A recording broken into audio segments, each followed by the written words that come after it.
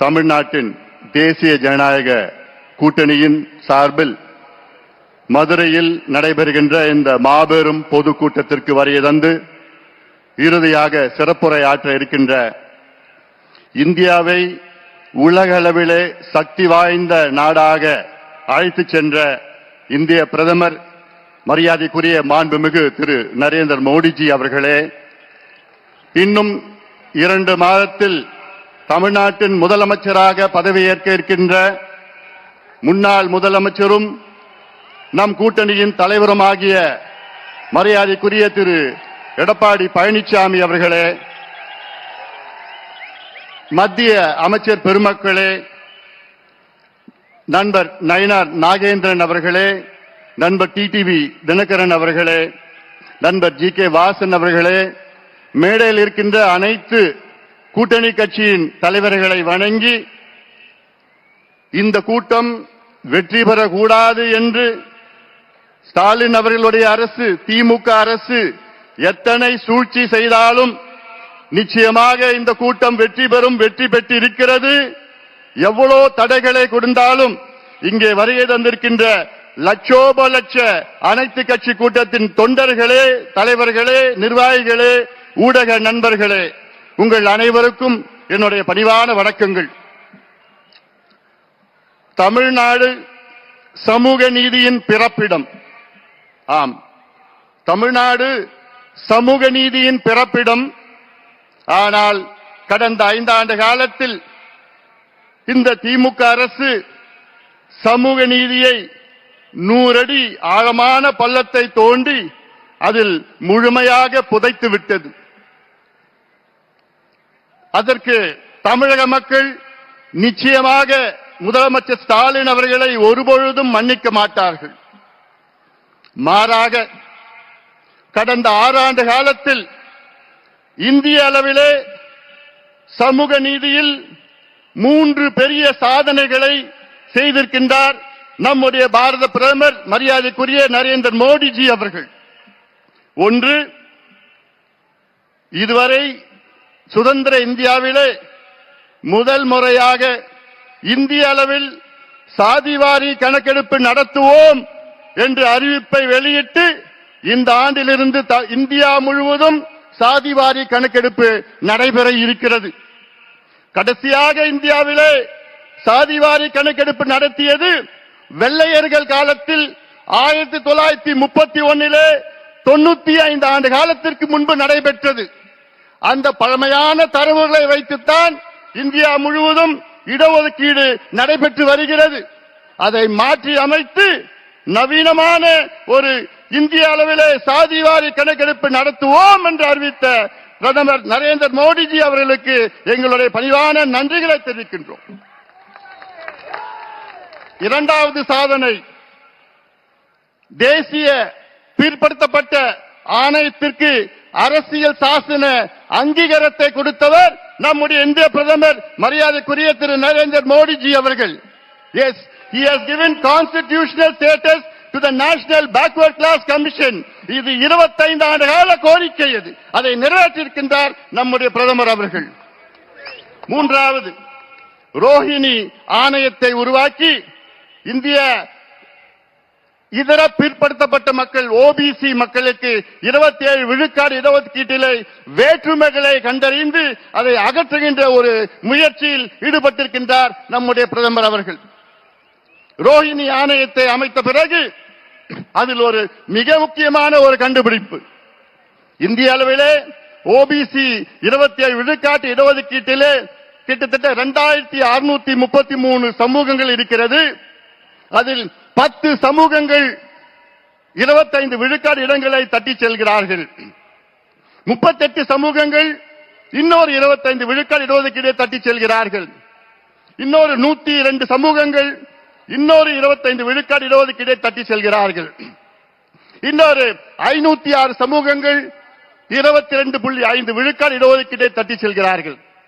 ஆக 2633 சமூகங்களில் 1977 சமூகங்கள் வெறும் 2.5 விழுக்காடு இடஒதுக்கீட்டை தான் பெறுகிறார்கள் என்ற ஒரு உண்மையை கண்டுபிடித்தவர் நம்முடைய மாண்புமிகு பாரத பிரதமர் நரேந்திர மோடிஜி அவர்கள் அதை கண்டுபிடித்து அதை சரி செய்கின்ற ஒரு முயற்சியில் இருக்கின்றார்கள்.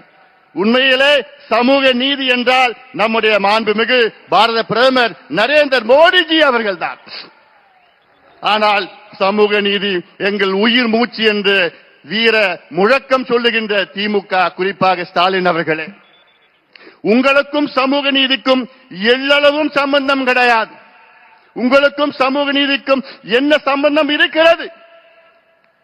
இன்னும் சொல்ல போனால் இந்தியாவிலே, சுதந்திர இந்தியாவிலே முதல் முறையாக ஒரு மாநிலத்தில் சாதிவாரி கணக்கெடுப்பு நடத்தி தரவுகளை வெளியிட்டு அதற்கு ஏற்ப சமூக திட்டங்களை வழங்கி இடஒதுக்கீடை உயர்த்தியது பிஜேபி ஆளுகின்ற மாநிலம் பீகார்.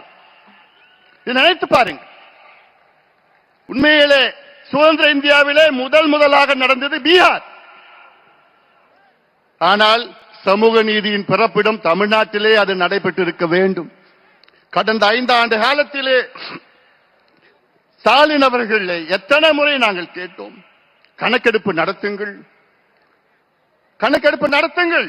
இந்த கணக்கெடுப்பு ஏதோ சாதிவாரி கணக்கெடுப்பு இல்ல. உங்களுக்கு அந்த சாதி பேரை பிடிக்கலன்னா அது சமூக நீதி கணக்குன்னு நீ வச்சுக்கீங்க, பொருளாதார கணக்கு, ஏதோ ஒரு கணக்கு வேணும்.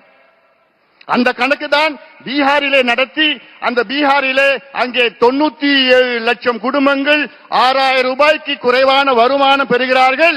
அந்த 96 லட்சம் குடும்பங்களுக்கு அந்த அரசு 2 லட்சம் ரூபாய் ஒதுக்கீடு செய்து அவர்களுடைய குடும்ப வளர்ச்சிக்காக செய்திருக்கிறது. இதுதான் உண்மையான சமூக நீதி. இதே கணக்கெடுப்பில் பீகாரிலே 67 லட்சம் குடும்பங்களுக்கு சொந்த வீடு இல்லை என்று அந்த 67 லட்சம் குடும்பங்களுக்கு வீடு கட்டி கொடுக்கிறார் அந்த பீகார் மாநில அரசு. இதான் உண்மையான சமூக நீதி. ஆனால் நான் கணக்கெடுக்க மாட்டேன், எந்த பிரச்சனையும் எனக்கு தெரிஞ்சு விருப்பம் இல்லை அப்படின்னு சொல்லுகின்ற ஒரு முதலமைச்சரை பார்த்திருக்கீங்களா? அதை விட மோசம், சட்டமன்றத்திற்குள் பொய் சொல்லுகின்ற ஒரு முதலமைச்சரை பார்த்திருக்கீங்களா? ஆம், தமிழ்நாட்டின் முதலமைச்சர் மு.க. ஸ்டாலின் அவர்கள் சட்டமன்றத்திற்குள்ளே எத்தனையோ முறை பொய் சொல்கிறார்கள். என்ன, எங்களுக்கு அதிகாரம் இல்லை என்று, கணக்கெடுப்பு நடத்துவதற்கு எங்களுக்கு அதிகாரம் இல்லை என்று. பிறகு எப்படி பீகார், தெலுங்கானா, ஆந்திரா, கர்நாடகா, ஒரிசா, ஜார்க்கண்ட் போன்ற மாநிலங்கள் எப்படி எடுத்தார்கள்? எந்த சட்டத்தின் கீழ் எடுத்தார்கள்? இந்தியன் ஸ்டாட்டிஸ்டிக்கல் ஆக்ட் 2008 படிதான் அத்தனை மாநிலங்களும் எடுத்தார்கள். அந்த சட்டத்தின் கீழ் தான் மத்திய அரசுக்கு அதிகாரம் இருக்கிறது, மாநில அரசுக்கு அதிகாரம் இருக்கிறது, ஏன் பஞ்சாயத்து தலைவருக்கும் அதிகாரம் இருக்கிறது. நான் ஏன் இந்த கணக்கு சொல்றேன்னா, தமிழ்நாட்டின் மக்கள் தொகை 8 கோடி, 2 கோடி குடும்பம். அந்த 2 கோடி குடும்பம் எப்படி இருக்கிறாங்கன்னு தெரிஞ்சுக்கிட்டு கூட உங்களுக்கு மனசு இல்லையா? அது ஏன் தெரிஞ்சுக்க மாட்டீங்க? அது 2 கோடி குடும்பம் கணக்கெடுத்து அந்த குடும்பத்தில் எத்தனை பேர் இருக்கிறாங்க, என்ன சமூகம், எந்த மதத்தை சார்ந்தவர்கள், ஆண்கள் பெண்கள் எத்தனை பேர் படிச்சிருக்கிறாங்க, எத்தனை பேர் வேலையில இருக்காங்க, அரசு வேலையா தனியார் வேலையா, அந்த வீட்டுல எத்தனை பாத்ரூம் இருக்கு, பாத்ரூம்ல பைப்ல தண்ணி வருதா, அல்ல சோலார் இருக்கா, அல்லது கிணறுல போர் இருக்கா, கிணறு இருக்கா, சைக்கிள் இருக்குதா, இல்ல பைக் இருக்குதா, இதெல்லாம் கணக்கெடுப்பு நடத்தி எத்தனையோ சமூக திட்டம், நல்ல திட்டங்கள் கொடுக்கலாம், இடஒதுக்கீடை உயர்த்தலாம், உள்ஒதுக்கீடை கொடுக்கலாம். அதே வேளையிலே தமிழ்நாட்டில், இந்தியாவிலே தமிழ்நாட்டில் மட்டும்தான் 69 விழுக்காடு இடஒதுக்கீடு நமக்கு கிடைத்திருக்கிறது. அதற்கு அந்த 69 விழுக்காடு இடஒதுக்கீட்டை பாதுகாத்தவர் ஒரே ஒரு நபர் தான், முன்னாள் முதலமைச்சர் புரட்சி தலைவி செல்வி ஜெயலலிதா அம்மையார் அவர்கள் தான். அந்த அம்மா மட்டும் இல்லனா இன்னைக்கு 69 விழுக்காடு இடஒதுக்கீடு அதை உச்ச நீதிமன்றம் ரத்து செய்திருப்பார்கள். 1993 தமிழ்நாட்டின் சிறப்பு இடஒதுக்கீடு சட்டத்தை, 69 விழுக்காடு இடஒதுக்கீடு சட்டத்தை மத்திய அரசை வலியுறுத்தி அரசியல் சாசன சட்ட திருத்தம், கான்ஸ்டிடியூஷனல் அமெண்ட்மெண்டை கொண்டு வந்து 9வது அட்டவணைகளை பாதுகாத்தவர் புரட்சி தலைவி ஜெயலலிதா அம்மையார் அவர்கள். இல்லையே நமக்கு இன்று கிடைத்திருக்காது. இறுதியாக நான் சொல்கின்றேன், நம்முடைய பாரத பிரதமர் நரேந்திர மோடிஜி அவர்களை மீண்டும் பாராட்டுகின்றேன். காரணம், நீர் மேலாண்மைக்கு முக்கியத்துவம் கொடுக்கின்றவர்.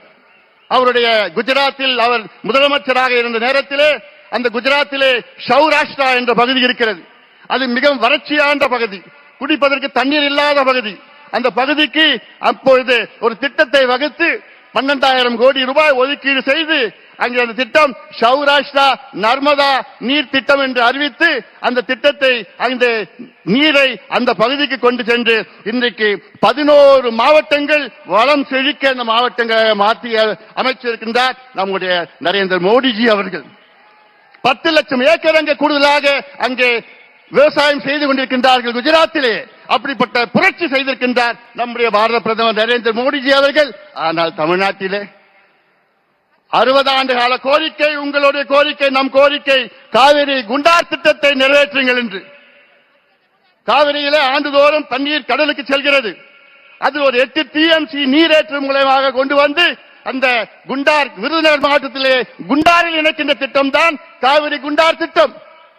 அதிமுக ஆட்சி காலத்திலே 14,500 கோடி ரூபாய் அங்கே அறிவித்து அதற்கு அடிக்கல் நாட்டியவர் நம்முடைய முன்னாள் முதலமைச்சர், இன்னும் 2 மாதத்திலே முதலமைச்சராக வைக்கின்ற எடப்பாடி பழனிசாமி அவர்கள்.